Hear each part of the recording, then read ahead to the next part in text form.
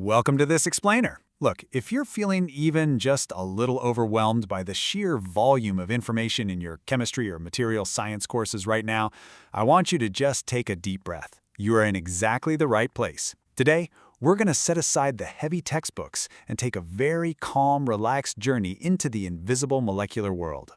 We'll be looking at the structural secrets that literally hold our modern world together, and we're going to break them down into simple, manageable pieces.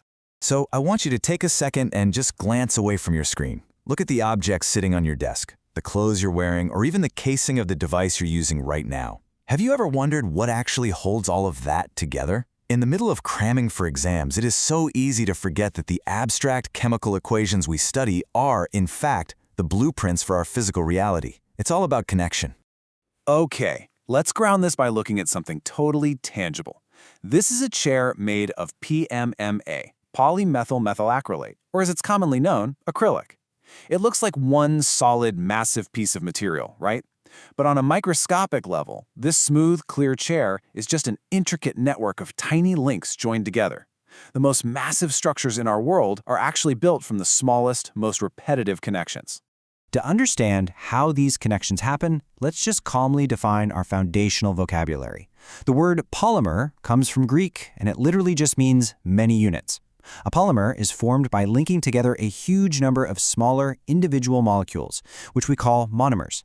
Think of monomers as individual separate links in a chain. The polymer is the final unbreakable chain once all those links have successfully snapped together. Now that we know what we're building, we need to know how it's built. There are two main ways nature and engineers link these monomers. Let's start with addition polymerization, which is basically the fast chain.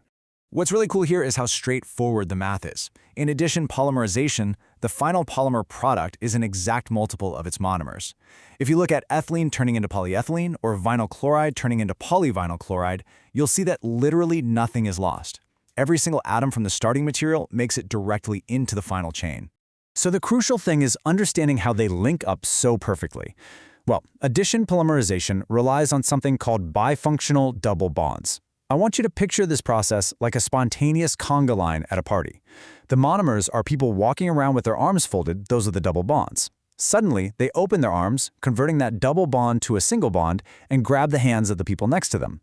They don't have to put down a drink or drop a napkin to do it. They just self-add to each other instantly, dropping absolutely no byproducts. But, a conga line usually needs a little push to get started, right? That's exactly what an initiator does in our chemical reaction. Notice how the initiator undergoes a reaction, often using heat, to create a highly reactive free radical. This free radical is that one enthusiastic person at the party who grabs the first pair of hands, forcing that first monomer's double bond to open up, which then forces the next and the next. This fast conga line operates in three very strict, rapid phases. First, initiation, where the free radical starts the chain. Second, propagation, where the chain grows incredibly fast as monomer after monomer snaps right into place. And finally, termination, where two growing chains might meet and cap each other off, ending the reaction. Because this happens so fast and involves converting double bonds to single bonds, it's highly exothermic, meaning it releases a ton of heat and energy all at once. Now let's switch gears to condensation polymerization, which is the step-by-step approach.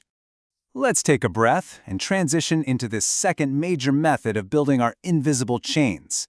If addition polymerization is an explosive, fast-moving conga line, condensation polymerization is a much slower, more deliberate process. The formation of nylon 6,6 brilliantly illustrates that deliberate pace.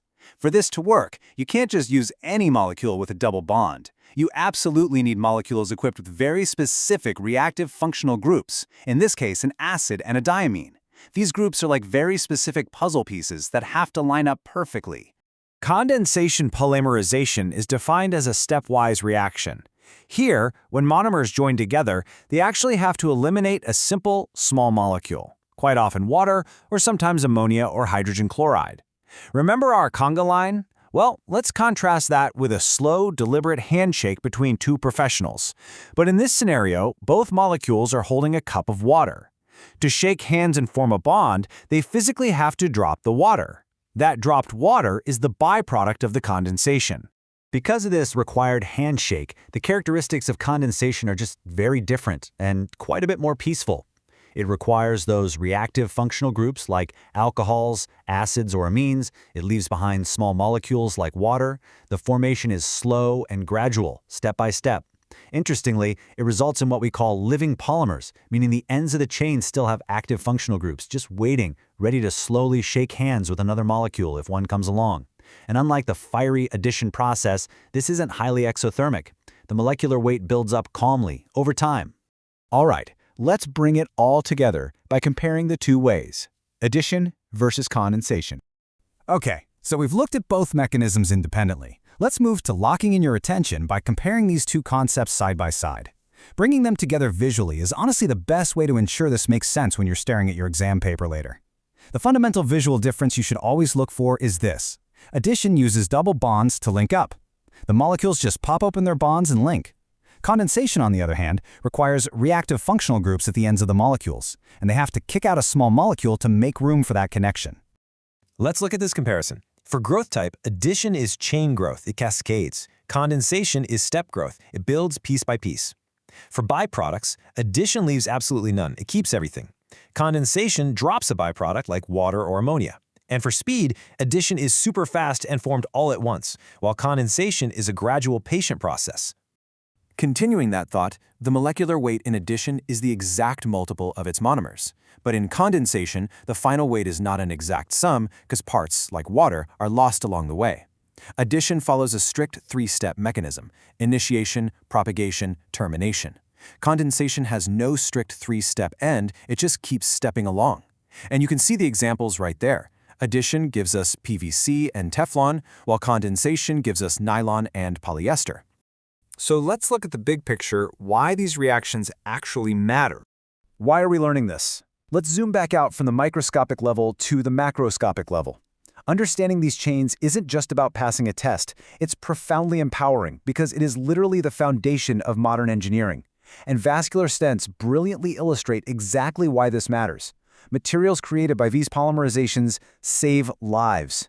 What you're seeing here are reinforced grafts and stents placed into cardiac arteries to normalize blood flow. The specific properties of these polymers, their flexibility, their chemical resistance, their durability, are entirely dictated by whether they were formed by a rapid conga line or a slow, deliberate handshake. These polymers are doing the heavy lifting in almost every sector of our daily lives. In medicine, they make incubators and dental fillings. In electronics, the LCD screen you're using to watch this explainer relies on polymers. In the automotive industry, they form windshields and heat-resistant gaskets. They even make up adaptive fabrics in our clothing and flexible actuators in soft robotics. The true beauty of polymers is their versatility. They adapt to what we need. We can engineer rigid construction materials using carbon fiber reinforced polymers, or we can create flexible, shape memory plastics that react to body heat. It's a perfect harmony of observing nature's building blocks and engineering them to solve human problems. Let's wrap up with a peaceful takeaway: building step by step. As we wrap up this explainer, I want to leave you with a low-pressure, calming conclusion. You don't have to memorize the entire world of material science in one sitting. Just remember that chemistry is nature's way of building complex, beautiful things one connection at a time.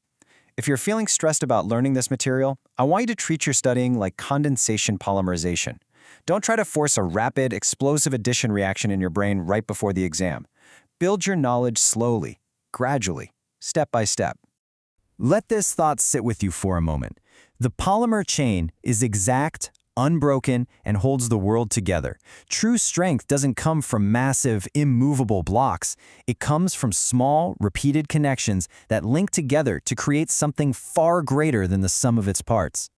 I really hope this structured journey has helped clarify these concepts for you and perhaps even sparked a bit of wonder. Because if tiny, invisible handshakes between molecules can literally build the world around us, what else might we discover if we just take a breath, calm down, and look a little closer? Thank you so much for watching this explainer, and keep building your knowledge one step at a time.